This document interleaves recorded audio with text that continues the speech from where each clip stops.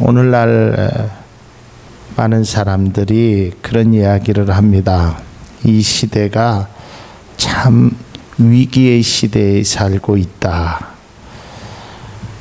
지금 인류의 가장 큰 문제 중에 하나가 이 핵 보유에 관한 문제입니다. 우리나라와 함께 그 북한에서 핵을 갖는 것일까 말 것인가, 이걸 가지고 지금 전 세계가 주목하고 있기도 합니다. 근데 여러분, 우리가 곰곰이 생각해 보면 이 핵이라는 것이 자기를 보호하기 위한 것도 되지만 결국은 누군가를 죽이기 위해서 만드는 것입니다. 그러니까 뭘 살려고 만드는 것이 아니라 망하려고, 죽으려고, 죽이려고 만드는 것이 아닌가, 그런 생각을 가져보게 됩니다. 또 지난 금요일 날인가요? 영국이라는 나라가 생각지도 못했던 브렉시트가 돼서 EU에, 그래서 전 세계적으로 그날 하루에 날아간 돈이 2조 4,400억 달러인가 아주 어마어마한 돈이 하루에 경제, 정치 난리가 났습니다. 어디를 봐도 다 위기입니다. 그래서 저는 오늘 특별히 시편 말씀을 가지고 사람이 흑암과 사망의 그늘에 앉아 있을 때, 교회도 그렇고 또 우리의 삶도 그렇고 참 어려운 일들이 종종 많이 있습니다. 근데 우리는 이 어려운 일 앞에서 가장 먼저 우리가 깨달아야 될 것이 무엇이냐면 우리의 현실을 직시할 줄 알아야 되며 내 자신이 정신을 차려야 된다는 것을 분명히 알아야 합니다. 오늘 말씀에 이렇게 얘기합니다. 너희들이 위기 앞에서 가장 먼저 해야 될 일이 있습니다. 오늘 성경은 이렇게 말씀하고 있습니다. 시편 107편 12절에 있는 말씀을 보면, 그러므로 그가 고통을 주어 그들의 마음을 겸손하게 하셨으니, 그랬습니다. 여러분, 삶의 어떠한 위기를 만나던 여러분 가장 먼저 해야 할 일은 내가 먼저 겸손해야 될 줄로 믿습니다. 겸손할 줄 알아야 돼요. 그러니까 이 말은 뭐냐면 이 나라가 어때, 누가 어때, 그게 어때, 이게 아니라 그런 어려운 문제를 하면 나는 과연 무엇을 했는가, 그러면서 왜 나에게 이러한 문제만 닥칠까, 이렇게 생각하지 말고 겸손한 마음으로 그것을 직시할 줄 아는 그런 믿음이 필요한 것입니다. 오늘 낮에도 장로님 그렇게 기도하셨어요. 저는 처음에 장로님이 기도를 실수하셨는 줄 알았어요. 우리가 보통 내 눈에 있는 들보는 보지 못하고 다른 사람에 있는 티를 본다고 그랬는데, 거꾸로 기도하시는 것 같아서 속으로 좀 움찔했는데 내용을 들어보니까 그게 아니고, 실수로 그러신 것이 아니고 더 깊은 겁니다. 이런 거 아니었어요. 나는 티를 갖고 있어요. 근데 저 사람은 들보를 가지고 있어. 그러면 나는 요만큼 티를 갖고 있고 너는 이만큼의 들보를 갖고 있으니까, 야 임마 그거 빼. 너 그거 없어야 돼. 그리고 내 티는 빼지 않는다면 누구 손해냐 이 말이에요. 내 손해예요. 내 손해라고요. 여러분, 다른 사람의 들보를 볼 줄 알면 내가 가지고 있는 티라 할지라도 볼 줄 아는 그런 영안이 열리게 될 줄로 믿습니다. 오늘 하나님께서 너희들에게 고통을 주고 너희들에게 왜 그러냐면 겸손하게, 그러니까 낮아지고 내가 나를 볼 줄 알아야 돼요. 자기 자신을 볼 줄 알아야 돼요. 그러니까 우리가 어떤 어려운 문제가 딱 닥치면, 국가적으로도 마찬가지입니다. 국민의 의무가 무엇입니까? 국가가 어려움 닥치면 이 나라 살기 싫어, 미국으로 이민 가야지, 이 나라 희망이 없어, 이게 아니에요. 어차피 내가 이 나라에 태어난 이상 이 나라 국민이면 이 나라를 위해서 내가 뭔가를 해야 하는 것입니다. 마찬가지입니다. 우리의 삶 속에서 어떤 일을 당하든지 간에 내가 먼저 겸손해지고 낮아지고 내가 들보를 가졌던 내가 티를 가졌던 그게 중요한 것이 아니라 나를 볼 줄 아는 겸손한 믿음이 우리 가운데 있기를 바랍니다. 위기를 만나면 자신을 겸손해야 하는 것입니다. 그리고 두 번째, 오늘 본문의 말씀 속에서 우리에게 아주 귀한 것을 주시는데, 두 번째는 환난 중에 여호와께 기도하였더라 그랬습니다. 여러분, 어떠한 위기를 당하든 여러분들은 겸손한 마음으로 기도할 수 있기를 바랍니다. 이것이 우리의 삶에 얼마나 중요한 것인가 몰라요. 제가 지난 금요일 날 그런 말씀을 드렸습니다. 사사기 6장에 있는 말씀을 가지고 어려운 중에 미디안이라는 나라가 이스라엘 백성들을 7년 동안 괴롭혔습니다. 뭔가 될 만하면 싹 갖고 가고 뭔가 될 만하면 싹 갖고 가고 살 곳이 없어서 산골짜기에 굴을 파놓고 살았습니다. 그런 어려운 중에 그들이 선택할 수 있었던 것은 아무것도 없었습니다. 올해는 좀 어떻게 해서 조금 남아볼까? 설마 이번에도 찾아오지 않겠지. 그런데 여지없이 미디안이라는 나라가 찾아와서 자신들의 모든 곡식과 모든 재물들을 다 앗아가는 것입니다. 그래서 그들은 결국 그 위기 앞에서 선택을 했습니다. 여호와께 부르짖었더니, 여호와께 기도하였더니. 여러분, 우리가 위기 앞에서 할 수 있는 일이 무엇이 있겠습니까? 가장 먼저 기도할 수 있기를 바랍니다. 우리 교회에 다른 것보다 기도하는 분이 많아지기를 주의 이름으로 축원합니다. 여러분의 가정이나 우리 나라나 모든 것에 위기 앞에 가장 먼저 해야 할 것이 기도하는 것입니다. 오늘 성경을 보십시오.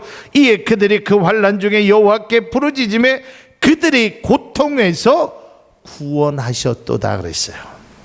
우리의 고통에서, 여러분의 고통에서. 여러분, 어떤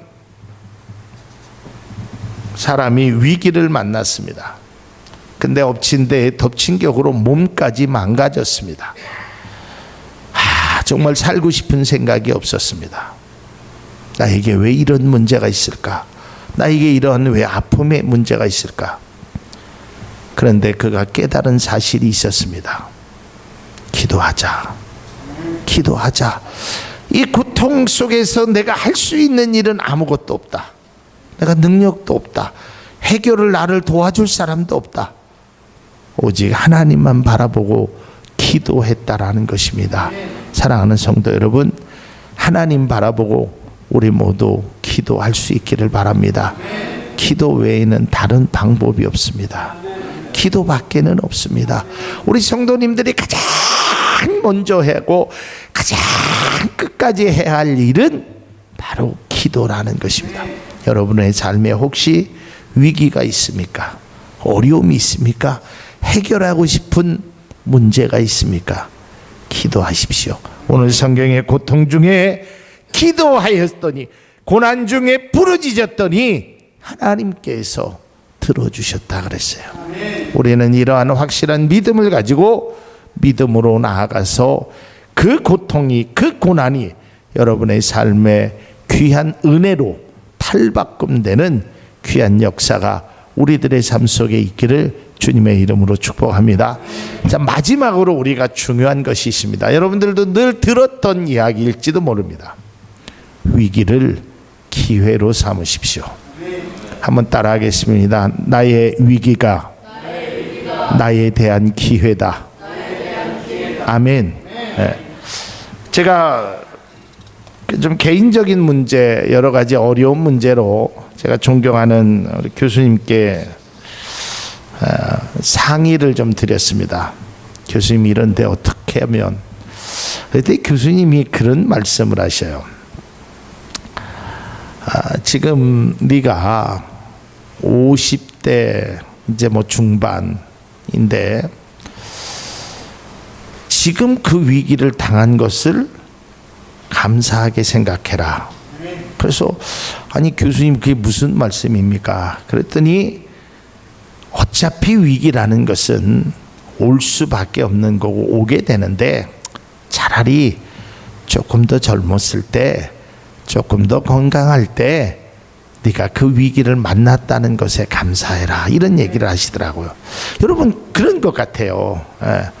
위기라는 게 왜 인생에 없겠습니까? 자, 제가 이제 몸이 아파요. 만약에 그러면 50대 아픈 것보다 70대 아프면 더 힘들지 않겠어요? 근데 어떤 분이 70에 아파요. 그러면 내가 살지는 못했지만 아유, 내가 90살 돼서 아픈 것보다 그래도 지금 내가 2다리 성할 때 아픈 게 낫다. 이 말의 의미가 뭐예요?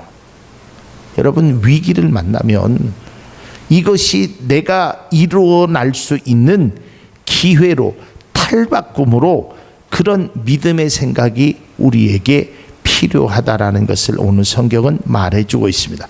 성경 말씀에 보면 14절에 보면 흑암과 사망의 그늘에서 인도하여 내시고 그들의 얽어맨 줄을 끊으셨도다. 그러면서 15절에 여호와의 인자하심과 인생에게 행하신 기적으로 말미암아 그를 찬송할지로다 그랬습니다.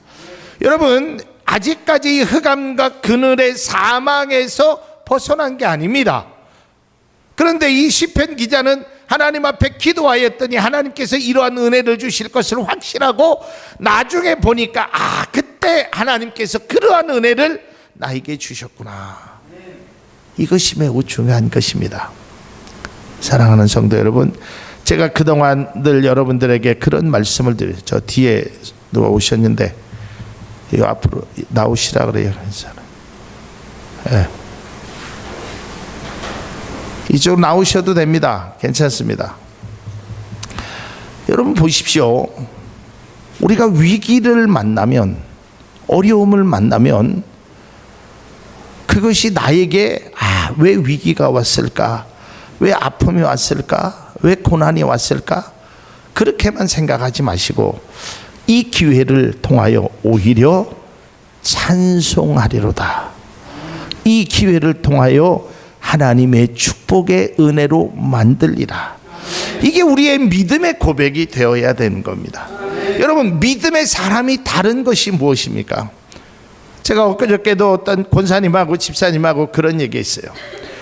십자가의 목걸이를 가지고 있다고 해서 믿음의 사람이 아닙니다. 내 안에 십자가의 사랑, 십자가의 은혜, 십자가의 그 고난의 그 길을 걸어가신 예수님의 마음이 내 안에 있어야 그것이 진정한 십자가의 은혜지. 내가 십자가를 가지고 다니면 뭐 하겠습니까? 여러분이 십자가를 지고 간다고 해보십시오. 그게 무슨 의미가 있겠습니까? 여러분, 우리가 믿음의 사람이 다른 것은 그겁니다. 똑같이 어려움을 당하지만, 환경 속에 아픔을 당하지만 내가 주님 앞에 기도함으로, 오직 하나님을 바라봄으로 하나님께서 나의 길을 인도해 주실 것이다. 하나님께서 나를 고통 중에, 고난 중에 축복으로 인도해 주실 거다. 이러한 믿음과 오히려 그 기적을 통하여 내가 찬송하리로다라는 귀한 은혜가 우리 가운데 있어야 되는 것입니다. 그래서 오늘 시편 기자는 21절에 다시 한번 이야기합니다. 여호와의 인자하심과 인생에게 행하신 기적으로 말미암아 찬송할지로다. 그리고 22절에 결론적으로 감사제를 드리며 노래하여 그가 행하신 일을 선포할지어다. 뭘 선포하라는 거예요? 하나님, 나의 삶에 이렇게 위기를 주시오. 나의 삶에 이 고통이 있었는데 내가 하나님 앞에 겸손하고 하나님 앞에 기도하더니 하나님께서 오히려 나를 푸른 초장 쉴만한 물가로 인도하시고, 어려운 가운데, 절망 가운데 소망을 주시고, 세상이 끝났다라고 생각할 때 새로운 시작을 알리게 하신 그 하나님 앞에 우리가 감사해야 될 줄로 믿습니다. 사랑하는 성도 여러분, 우리가 흑암과 사망의 그늘에서 울고만 있을 수 없습니다. 좌절만 할 수 없습니다. 기도하십시오. 그리고 하나님의 귀한 은혜를 다시 한번 바라보며 위기가 기회로, 어려움이 축복으로, 삶의 큰 변화가 여기 계신 모든 분들에게 임하기를 주님의 이름으로 축복합니다. 함께 기도하시겠습니다.